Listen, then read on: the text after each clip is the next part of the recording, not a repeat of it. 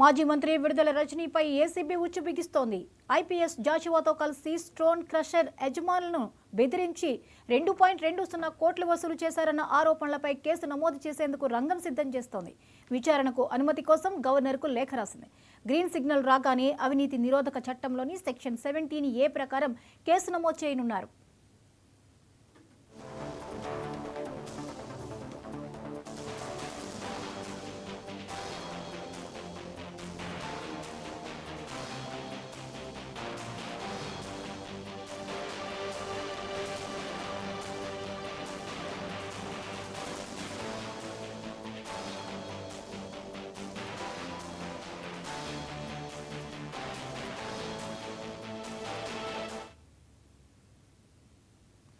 తెలంగాణలో రేపటి నుంచి ఇంటర్ పరీక్షలు ప్రారంభమవుతాయని ఇంటర్ బోర్డు కార్యదర్శి